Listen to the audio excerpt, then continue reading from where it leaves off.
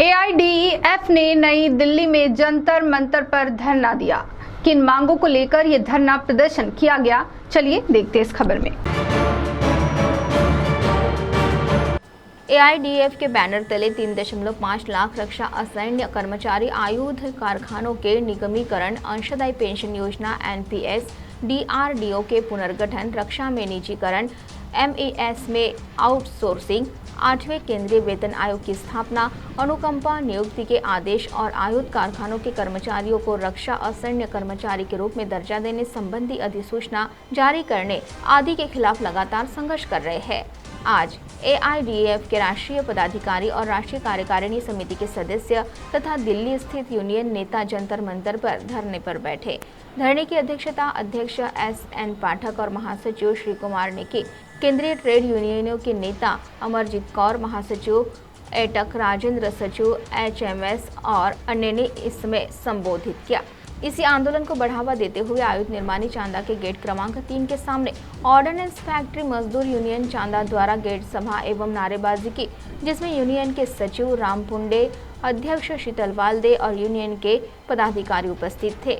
AIDEF द्वारा धरना के बाद रक्षा मंत्री राजनाथ सिंह को ज्ञापन सौंपा गया तथा एआईडीईएफ प्रतिनिधियों ने रक्षा सचिव के साथ बैठक की, जिसमें एआईडीईएफ के नेतृत्व ने रक्षा सचिव से रक्षा असैन्य कर्मचारियों की मांगों के प्रति सकारात्मक रुख अपनाने तथा ज्ञापन में दी गई मांगों का समाधान करने का अनुरोध किया।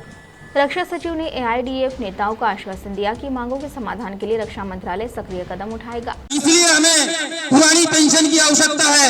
साथियों, मैं आपको बताना चाहता हूं कि मात्र आय तिमाही के निगमीकरण के विरोध में एवं पुरानी पेंशन के हक के लिए अगर कोई लड़ाई लड़ रहा है तो साथियों all India defence employ federation लड़ाई लड़ रहा है। साथियों, मैं बता देना चाहता हूं all India defence employ federation के समस्त पदाधिकारी और नेशनल एग्जीक्यूटिव मेंबर आज जंतर मंतर पर एक दिवसीय धरने पर बैठे हैं। साथियों, किसके लिए बैठे हैं? हमारे हक के लिए, हमारे अधिकार के लिए।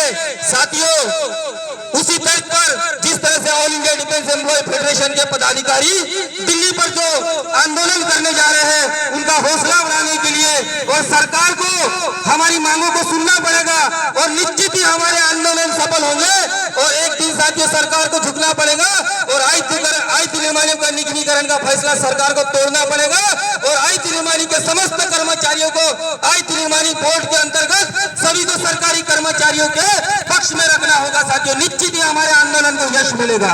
दूसरी बात, हमारा आंदोलन इतना तेज है साथियों कि जो सरकार ने पुरानी पेंशन स्कीम रद्द की है, साथियों निश्चित ही सरकार को झुकना पड़ेगा। जिस तरह से सरकार ने एक नोटिफिकेशन जारी किया कि 23 दिसंबर 2003 के पहले जिन भी सरकारी कर्मचारियों के नोटिफिकेशन जारी हुए थे, साथियों अगर उनको पेंशन दिला। सीटीवी के लिए प्रतिनिधि जावेद शेख की रिपोर्ट।